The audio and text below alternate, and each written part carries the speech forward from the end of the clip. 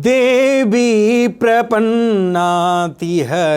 प्रसीद प्रसीद मातर्जगतोऽखिलस्य प्रसीद विश्वेश्वर पाहि विश्वं त्वामीश्वरी देवी चराचरस्य त्वामीश्वरी देवी चराचरस्य। जय माता दी। आप सभी प्रिय दर्शकों को, आप सभी प्रिय भक्तों को नवरात्रि के शुभ महापर्व की हार्दिक एवं मंगल शुभकामनाएं। आप सभी के जीवन में माता रानी सुख संपत्ति और समृद्धि का सुखद वास दें। ये वीडियो उनके लिए है जो घट स्थापना करते हैं और हर बार घट स्थापना का शुभ महामुहूर्त उनको समझ में नहीं आता है, तथा घट स्थापना मतलब कलश की स्थापना किस विधि से उनको करना चाहिए, ये बातें भी वो शायद समझ नहीं पाते हैं और बहुत सारी गलतियां वो कर देते हैं। तो उस गलती से बचाने के लिए, आपको उस त्रुटि से आपको बचाने के लिए ये पूरी वीडियो आपको मैं समर्पित कर रहा हूं। आपको कलश स्थापना, पहली चीज़, अगर आपके नियर बाय, अगर आपको कोई आपके नियरेस्ट कोई आपका गुरु है या कोई ब्राह्मण आपके जानकारी में है, तो किसी ब्राह्मण को बुला करके, जो योग्य ब्राह्मण हो, वेद पाठी ब्राह्मण हो, ऐसे ब्राह्मण से आपको कलश स्थापना करवानी चाहिए। अगर किसी परिस्थिति में आपको ब्राह्मण देवता नहीं मिल रहे हैं, लेकिन आप योग्य ब्राह्मण को ही बुलाएं। किसी अनर्गल व्यक्ति को बुलाएंगे तो उसका पाप, मतलब पुण्य नहीं, पाप फिर आपको पड़ेगा। अगर आपको ब्राह्मण देवता उचित नहीं मिल रहे हैं तो आप घट स्थापना खुद से ही करें। घट स्थापना की जो विधि है, आप एक घड़ा ले आएं, घड़ा को ला करके उसको धुल लें। धुलने के उपरांत आप उसके कंठ में एक रक्त सूत्र मतलब मोली, उसके कंठ में 3 गांठ मार करके बांध दें।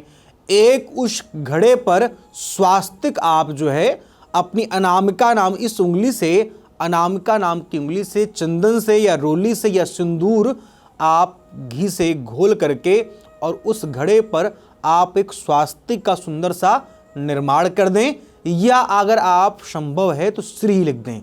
श्री लिख दें और रख करके गौ माता का गोबर लाएं। जहां पर आपको कलश स्थापना करनी हो, गोबर के ऊपर कलश में जल भर करके, जल वही भरेगा जो 9 दिन का संपूर्ण व्रत करेगा। व्रत आप 9 दिन ही करा करें, 10वीं को आप सदैव पारण करें। तो जो 9 दिन का व्रत करेगा वही कलश में जल डालेगा।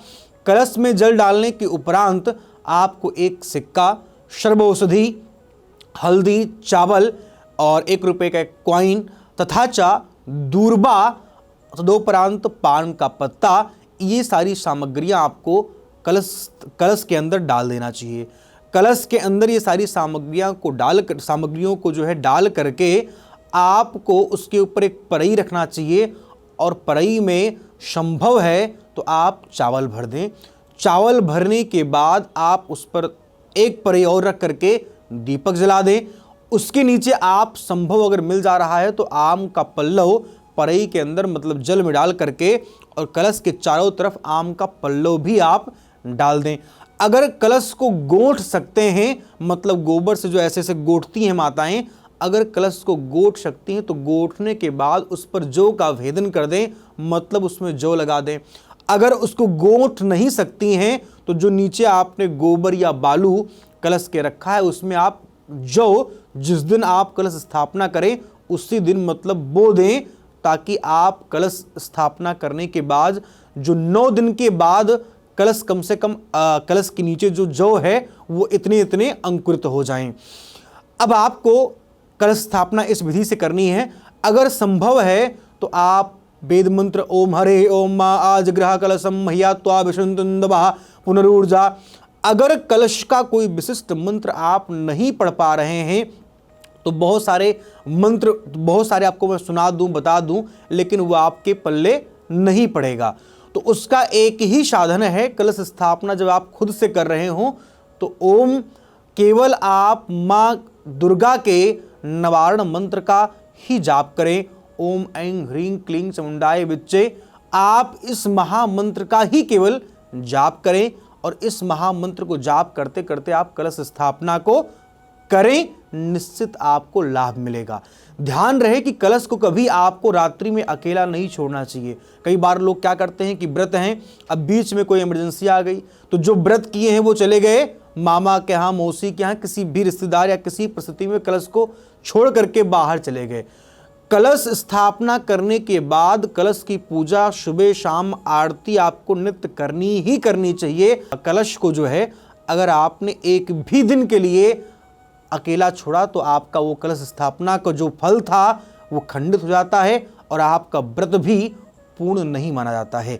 इसलिए आप कलश को बिल्कुल भी अकेला ना छोड़ें जब तक आप पारण न करें, मतलब जब तक आपका व्रत संपूर्ण और संपन्न हो जाए। फिलहाल इस वीडियो में बस इतना ही। अगले वीडियो में आपको हमने बताया था कि आपको घट स्थापना किस महामुहूर्त में करना चाहिए। इस वीडियो में आपको हमने बताया है कि आपको कलश स्थापना की विधि क्या है। आगे हम फिर आपसे मिलेंगे किसी नए टॉपिक, किसी नए विषय के साथ। तब तक के लिए नमस्कार, जय सीताराम, जय माता दी। आप सभी को मेरी मंगल शुभकामनाएं, हार्दिक शुभकामनाएं। हरे कृष्ण।